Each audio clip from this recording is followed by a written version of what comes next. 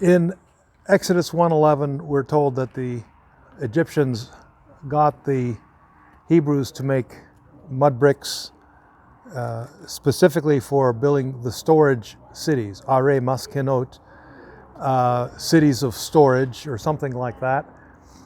And today we have these things, these storage units where you can go rent storage space and put stuff you don't have room for in your house, or you're moving, and you have these big storage facilities. So they're not quite a city, but think of that kind of concept of a storage facility. But such storage facilities would have been attached to temples, palaces, and we now have them also in the forts. So these were typical long rooms with mud brick vaulted chambers, and you notice they're all made of mud brick. The temple is made of stone. Temples and tombs were meant to last forever, but mud brick was the preferred building material for domestic use. It's far more comfortable. My early years living in the heat of southern Egypt was in a mud brick house with 2-foot thick walls.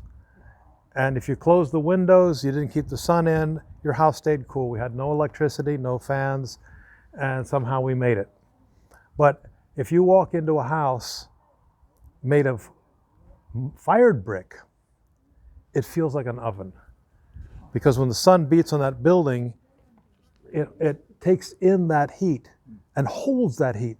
So even late at night, the sun's been gone for a couple hours, you put your hand on the wall, it's hot as it blazes. Just like the ovens, for the Italian pizza, you fire up the oven, then you can use the oven for a while to make your pizza or bread.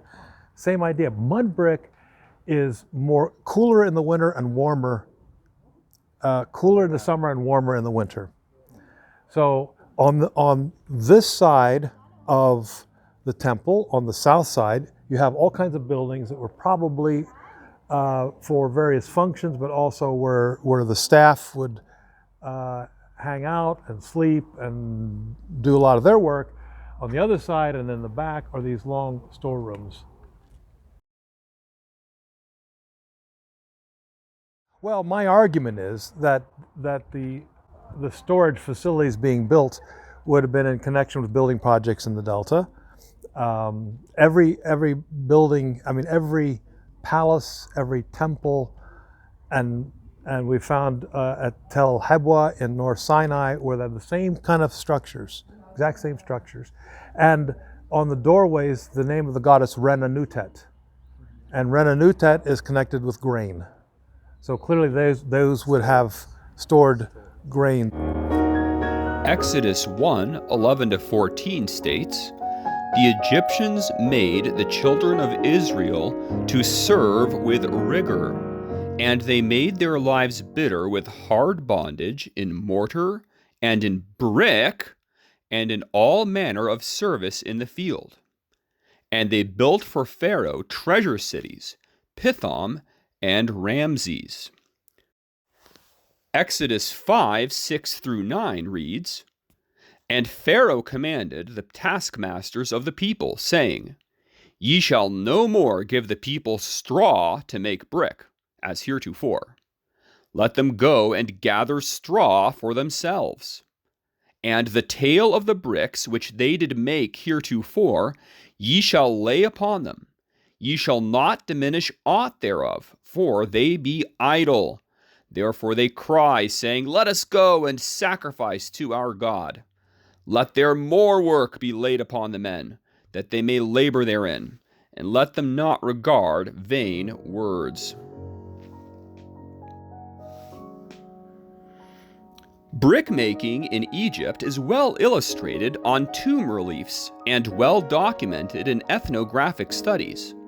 The process was extensive, extremely exhausting, and seemingly eternal. It included the following stages: locating, collecting, and preparing materials.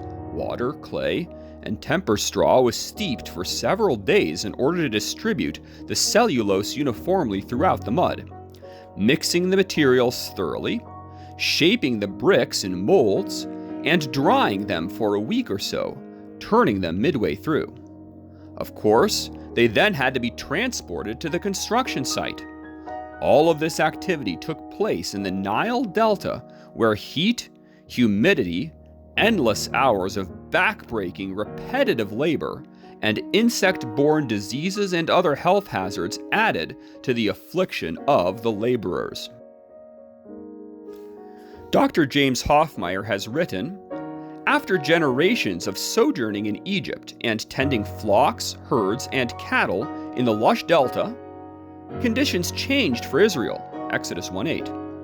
Ahmose began an ambitious building program in Avaris, including a large mud brick citadel to serve as Egypt's military base to launch campaigns into the Near East.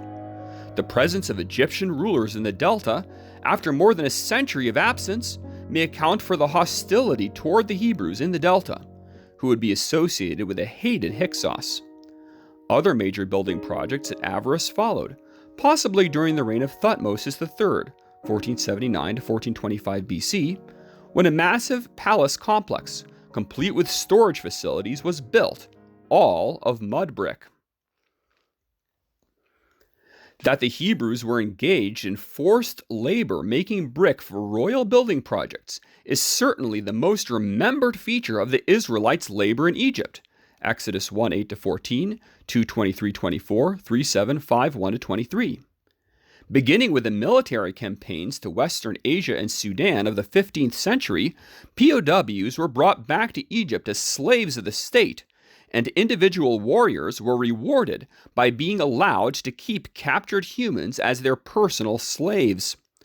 The classic scene from the tomb of Rekhmire, circa 1450 to 1400 BC, shows Levantine and African POWs making and hauling bricks for the construction of the Akh-menu Temple at Karnak.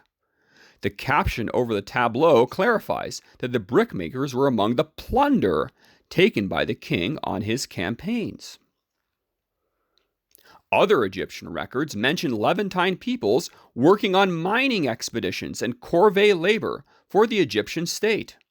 When Ramesses II was making his new capital, Pi-Ramesses, adjacent to Avaris, Papyrus Leiden 348 reports that foreigners called Habiru were dragging stone blocks for the construction of a great pylon in the new city. The term Habiru corresponds to the word Hebrew. Linguistically, it is a match. The Habiru in this stone building project at Pi-Ramesses could be biblical Hebrews. In addition to building operations described in the first chapter of the book of Exodus, the chapter also claims that the Hebrews were forced to do all kinds of work in the fields, 1:14. Here too, New Kingdom tomb paintings depict foreign men working in vineyards, harvesting grapes, treading them out for wine, and doing other fieldwork such as plowing. New Kingdom era texts and illustrations show that foreigners, typically prisoners of war, were forced into hard labor for the state. It is not unreasonable to believe that the Hebrews could have received similar treatment during the New Kingdom as various royal building projects were undertaken in the northeastern delta.